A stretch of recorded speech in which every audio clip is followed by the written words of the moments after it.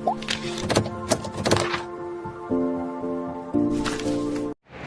દોસ્તો, સ્વાગત છે તમારું આરાધ્ય ટ્યુશન ક્લાસીસમાં. આજે આપણે ધોરણ 9 ગુજરાતી મીડિયમ ચેપ્ટર નંબર 5 સજીવનો પાયાનો એકમ કે જેને આપણે કોષ તરીકે વ્યાખ્યાયિત કરીએ છીએ એનો લેક્ચર નંબર 6 લઈને આવ્યા છીએ. લેક્ચર નંબર 6 ની અંદર આજે આપણે વાત કરવી છે કોષીય અંગિકાઓ વિશે. તો સુકોષ કેન્દ્રી કોષની અંદર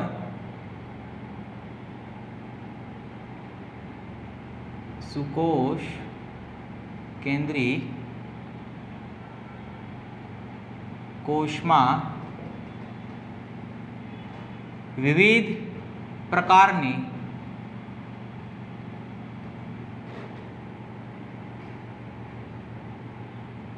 પ્રવૃત્તિ માટે વિવિધ અંગિકાઓ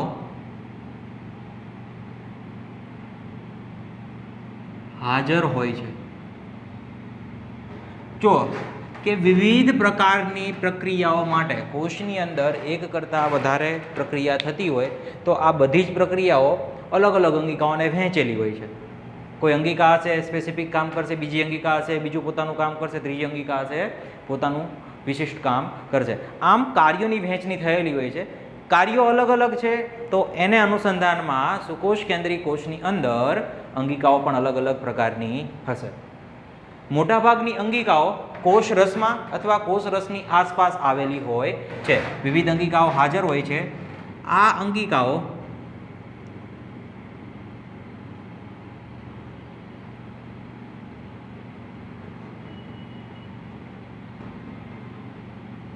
કોષ રસમાં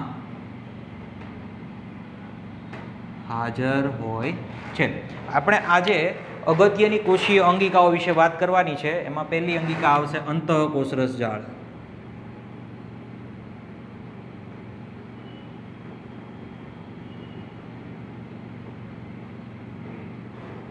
લાઇસોઝોમ.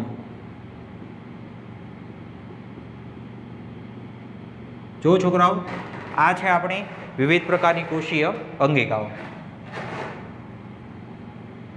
રિબોઝોમ,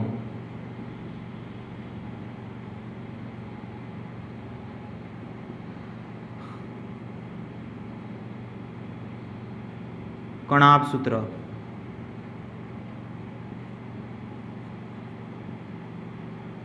રંજક દ્રવ્ય અથવા રંજક કણ પણ આપણે કહી શકીએ.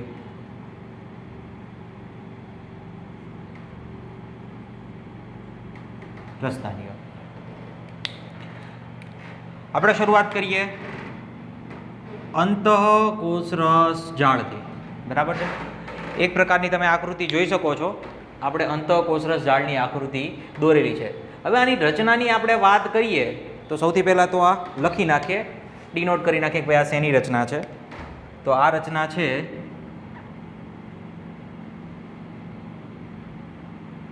અંતઃકોષરસ જાળ. રચનાની વાત કરીએ તો પટલમય અંગિકાઓ હશે. જો આ જે અંગિકા છે એના તમને વિવિધ પટલ સ્વરૂપો જોવા મળે છે. સમકેન્દ્રિત ગોળાકાર નળિકામય રચના છે. સમકેન્દ્રિત ગોળાકાર પ્રકારની નલિકામય જટિલ રચના ધરાવે છે.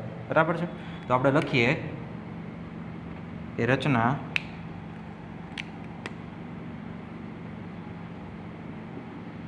જટિલ નલિકામય લાંબી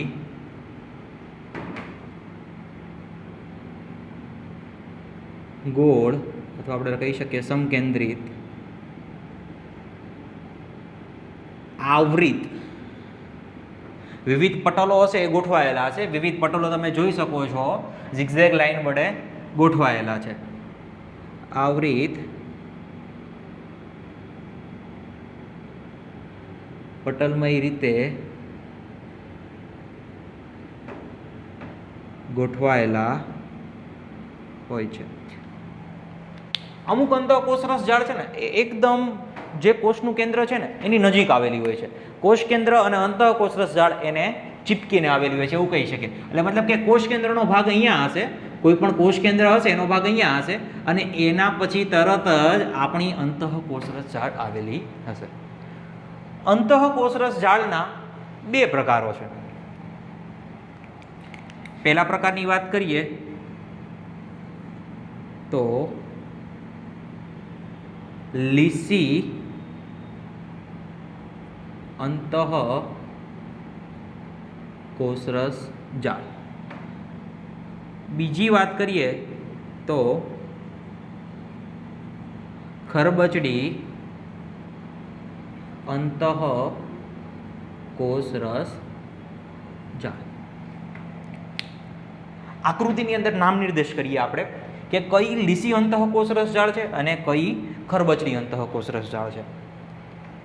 તો આ જે ભાગ તમને દેખાય છે લાલ કલરના ટપકાવાળો ભાગ એ છે આપણી ખરબચડી અંતઃકોષરસ જાળ.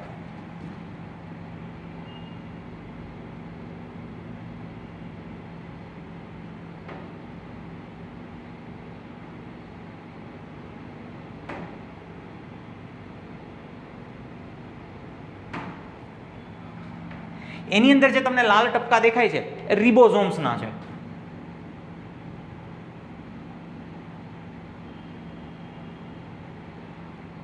અને વચ્ચે જે ખાલી ભાગ દેખાય છે તમે જો બ્લેક લાઇનની આજુબાજુનો જે ખાલી ભાગ છે એ ભાગની અંદર પોલાણ આવેલા હોય છે એટલે આપણે કહી શકીએ કે અંતઃકોષરસ જાળ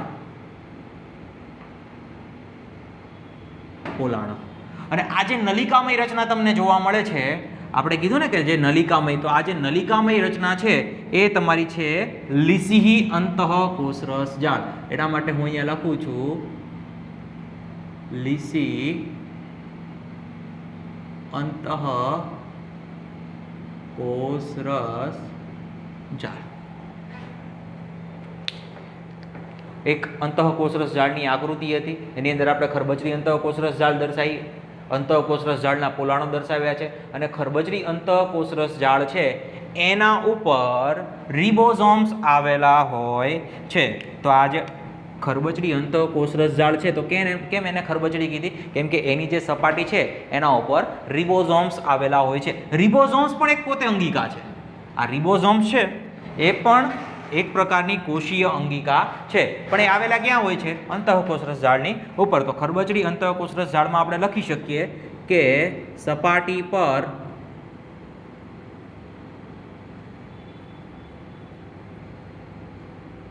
રિબોઝોમ્સ આવેલા છે. આગળ આપણે વાત કરીએ બંનેના તફાવતની અને અંતઃકોષરસ જાળના કાર્યોની.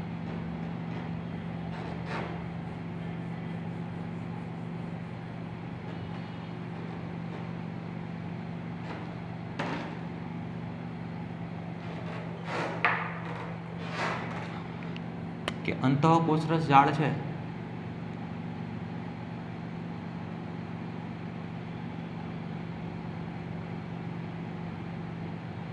એના બે પ્રકારો પડે છે. પહેલી આવશે ખરબચડી અંતઃકોષરસ જાળ અને એના પછી આવશે લીસી અંતઃકોષરસ જાળ. હવે ખરબચડી અંતઃકોષરસ જાળ ઉપર સપાટી પર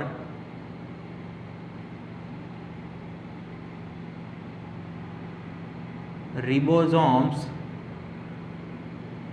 આવેલા હોય છે. લીસી અંતઃકોષરસ જાળની સપાટીમાં તમે જો એકદમ નલિકામય રચના છે એટલે એની અંદર રિબોઝોમ્સ આવેલા નથી, તો આપણે કહી શકીએ રિબોઝોમ્સ ગેરહાજર છે. લીસી અંતઃકોષરસ જાળ ઉપર રિબોઝોમ્સ કેવા છે? ગેરહાજર છે. હવે રિબોઝોમ્સ આવેલા છે તો એ શું કામ કરશે? તો એનું કાર્ય લખીએ આપણે કે રિબોઝોમ્સ પ્રોટીન સંશ્લેષણનું કામ કરે છે.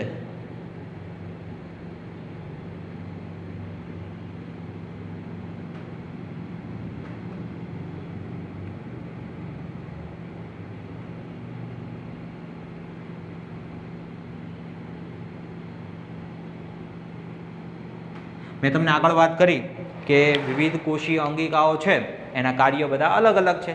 તો એવી જ રીતે ખરબચડી અંતઃકોષરસ ઝાડ ઉપર આવેલા જે રિબોઝોમ છે એ પ્રોટીન સંશ્લેષણનું કામ કરે છે.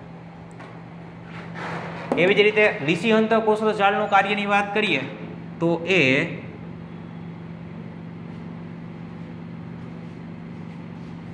લિપિડ્સ અને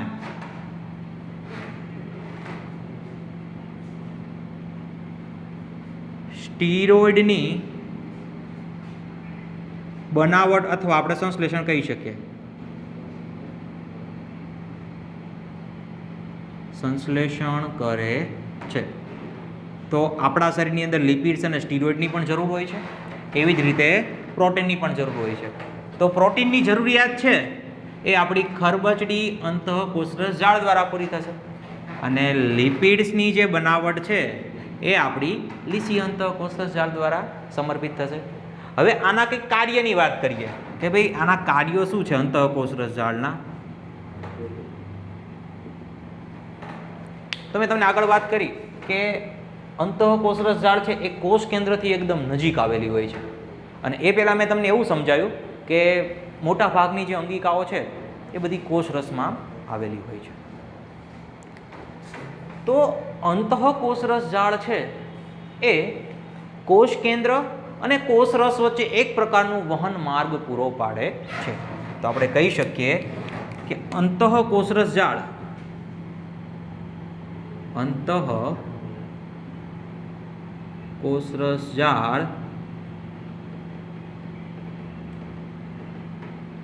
કોષ કેન્દ્ર અને કોષરસ વચ્ચે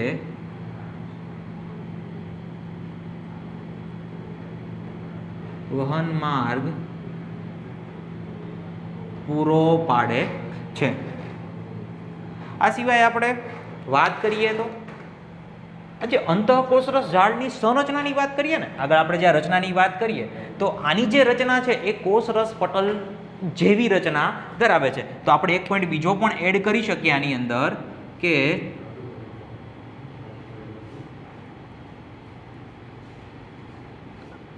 કોષરસ પટલ જેવી સંરચના ધરાવે છે.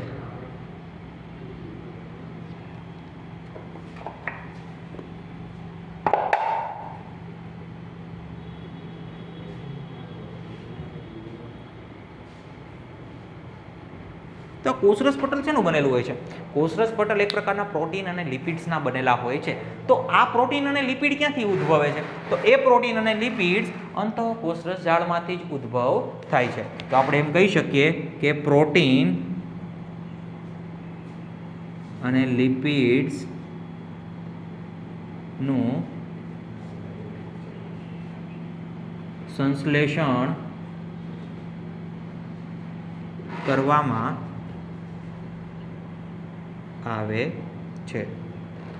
આ સિવાય કોષની અંદર થતી જૈવિક પ્રક્રિયાઓ માટે અંતઃકોષરસ ઝાડ એક સપાટી પૂરી પાડે છે. આપણને એક સપાટી પૂરી પાડે છે કે જેના ઉપર તમે સરળતાથી જૈવ રાસાયણિક પ્રક્રિયાઓ કરી શકો છો. એટલે કોષની અંદર કોઈ પણ જૈવ રાસાયણિક પ્રક્રિયા માટે અંતઃકોષરસ ઝાડ સપાટી પૂરી પાડે છે. તો આવું લખી શકીએ કે જૈવ રાસાયણિક પ્રક્રિયા માટે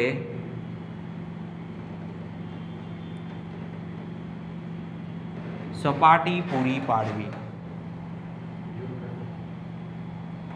ચોથો અને ખૂબ જ અગત્યનો મુદ્દો કે પૃષ્ઠવંશી પ્રાણીઓ કે જે કરોડરજ્જુ સામાન્ય રીતે ધરાવતા હોય એવા પ્રાણીઓને આપણે પૃષ્ઠવંશી પ્રાણીઓ કહીએ છીએ. તો એના યકૃતની અંદર આવેલી જે અંતઃકોષરસ ઝાડ છે એ કોઈ પણ દવા, એની જે હાનિકારક જે ઝેરી અસર છે એનો વિનાશ કરવામાં, એને બિનઝેરી સંયોજનોમાં ફેરવવા માટે ખૂબ જ ઉપયોગી છે. ખાસ યાદ રાખો, જે પ્રાણીઓ પૃષ્ઠવંશી છે તો પૃષ્ઠવંશી પ્રાણીની અંદર કોઈ પણ દવા અથવા ઝેરની હાનિકારક અસર છે એને નિવારવા માટે થઈને અંતઃકોષરસ ઝાડ ખૂબ જ ઉપયોગી છે. તો આપણે એક અંતિમ મુદ્દો લખી નાખીએ.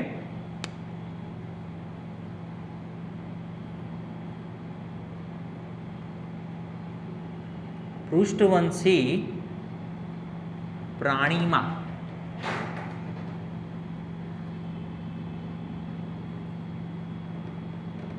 યકૃત કોષો, યકૃત એટલે એક પ્રકારનું લીવર, લીવરના જે કોષો છે યકૃત કોષોમાં આવેલી અંતઃકોષરસ જાળ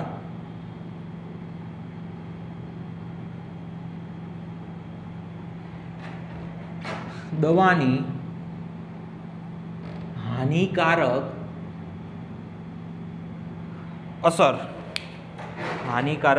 અસર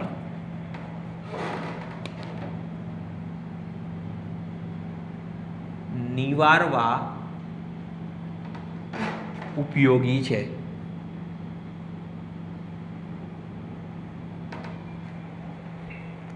તો આ હતી અંતઃકોષરસ ઝાડને લગતી બેઝિક માહિતી. સૌપ્રથમ આપણે એની રચનાની વાત કરી, બે પ્રકારોની વાત કરી, બે પ્રકારોના તફાવતની વાત કરી અને એના કાર્યો જોયા કે એના કયા કયા કાર્યો જોવા મળે છે. આના પછીની કોષીય અંગિકા આવે છે રિબોઝોમ્સ. આના પછીની જે કોષીય અંગિકા આવે છે એ છે રિબોઝોમ્સ. કેમ અંતઃકોષરસ ઝાડ ઉપર જેવી રીતે રિબોઝોમ્સ આવેલા હતા એવી જ રીતે આ જે રિબોઝોમ છે એ પણ પોતે એક અંગિકા છે, પણ એ બીજી અંગિકા ઉપર આવેલી છે. તો વાત કરીએ આપણે રિબોઝોમ્સને લઈને. પાઉઝ કરીને તમારે લખવું હોય, વિડીયોને તમે પાઉઝ કરીને લખવું હોય તો લખી શકો છો, નહીંતર આપણે સ્ટાર્ટ કરીએ રિબોઝોમ્સ. વાત કરીએ દોસ્તો આપણે હવે રિબોઝોમ્સની.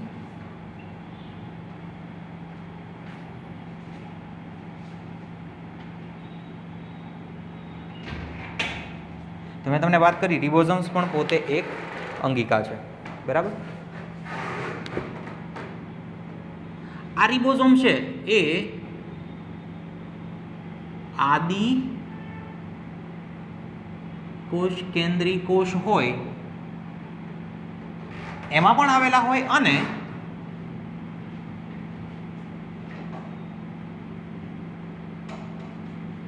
સુકોષ કેન્દ્રી કોષમાં પણ હાજર હોય છે. બંને પ્રકારના કોષની અંદર રિબોઝોમ્સ તો હાજર હોય જ છે. રિબોઝોમ્સનું મુખ્ય કામ શું છે તો પ્રોટીનનું સંશ્લેષણ કરવું. ખાસ પ્રોટીનનું સંશ્લેષણ કરવા માટે રિબોઝોમ્સ ખૂબ જ અગત્યની કોષીય અંગિકા છે. રિબોઝોમ્સની આપણે વાત કરીએ તો કોષની અંદર કણાભસૂત્રની અંદર પણ રિબોઝોમ્સ હાજર હોય, હરિતકણની અંદર પણ રિબોઝોમ્સ હાજર હોય અને ખરબચડી અંતઃકોષરસ ઝાડ ઉપર પણ રિબોઝોમ્સ હાજર હોય છે. તો આપણે એની સ્થાનની વાત કરી દઈએ કે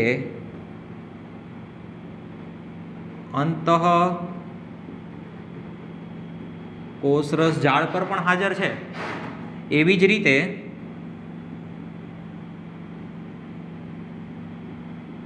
કણાભસૂત્રમાં પણ હાજર છે અને હરિતકણમાં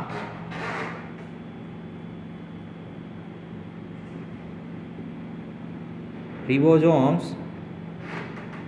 હાજર હોય છે. રિબોઝોમ્સની જે રચના છે ને એ રચનાની અંદર કોઈ પ્રકારનું પટલમય બાહ્ય આવરણ જોવા મળતું નથી. તો એક પ્રકારની એની રચના છે કે જે રિબોઝોમ છે એની આસપાસ કોઈ પટલમય બાહ્ય આવરણ હોતું નથી. રિબોઝોમ્સની વાત હતી અને આવીને આવી એક વાત આવે છે જૈવ સંશ્લેષણ, કે જૈવ સંશ્લેષણ કોને કહેવાય.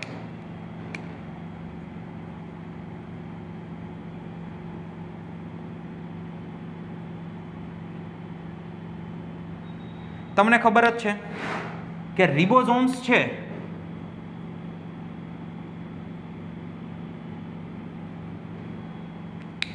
એ પ્રોટીનનું સંશ્લેષણ કરે છે.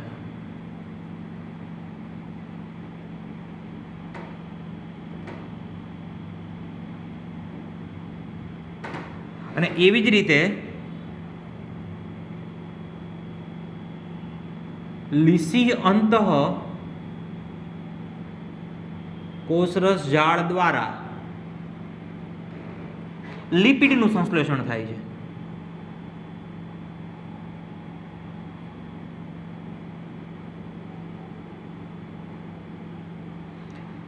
પ્રોટીન અને લિપિડ્સ એ બંને કોષની જે કોષરસ પટલની રચના છે એના માટે ખૂબ જ ઉપયોગી છે. એનું જે બંધારણ છે એ બંધારણ પ્રોટીન અને લિપિડ્સનું બનેલું હોય છે. આના પછી આપણે વાત કરવી છે ગોલ્ગી પ્રસાધનની. ગોલ્ગી પ્રસાધનની રચના અંતઃકોષરસ જાળ જેવી જ હોય છે.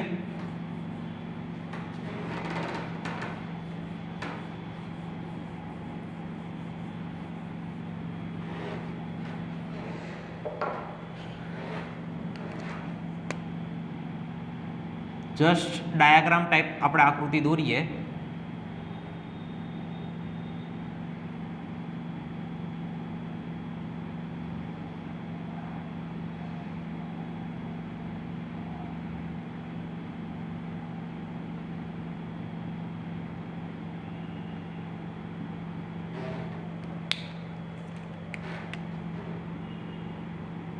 આ છે એક પ્રકારનું ગોલ્ગી પ્રસાધન. ગોલ્ગી પ્રસાધન પણ એક પ્રકારની અંગિકા જ છે, બરાબર છે. એમાં પટલમય અંગિકાઓ હોય છે, એને સિસ્ટરની કહેવાય. આ જે રચના છે એને આપણે કહીએ છીએ સિસ્ટરની. પુટિકાયુક્ત રચના હોય. તમે જોઈ શકો છો કે અહીંયા બધી પુટિકાઓ યુક્ત રચના છે જેને કહેવાય ગોલ્ગી પ્રસાધન. અને એક પ્રકારની આખી કોથળી જેવી રચના છે, એની અંદર કોઈ પણ દ્રવ્ય સમાવી પણ શકાય છે અને એ દ્રવ્યનો સંગ્રહ પણ થઈ શકે છે. હવે કોષની અંદર ક્યારેક જે નકામા પદાર્થો ઉત્પન્ન થાય છે તો એ નકામા પદાર્થનું નિયમન ગોલ્ગી પ્રસાધન દ્વારા કરવામાં આવે છે. ગોલ્ગી પ્રસાધનની શોધ કેમિલો ગોલ્ગી નામના વૈજ્ઞાનિકે કરી હતી. એમાં પુટિકાયુક્ત, પુટિકા મતલબ કે જે પુટિકાની થપ્પી જેવી રચના હોય છે જેને સિસ્ટરની કહે છે. અને આ છે આપણું ગોલ્ગી પ્રસાધન કે જે ઉત્સર્ગ દ્રવ્યો સાથે સંકળાયેલું છે. તો મિત્રો નેક્સ્ટ લેક્ચરની અંદર આપણે કણાભ સૂત્રની વાત કરવી છે, હરિતકણની વાત કરવી છે, રંજક દ્રવ્યોને એ બધી વારાફરતી અંગિકાઓને ભણતા રહીશું. તો મળશું આપણે લેક્ચર નંબર 7ની અંદર. ત્યાં સુધી રજા લઈએ. Thank you.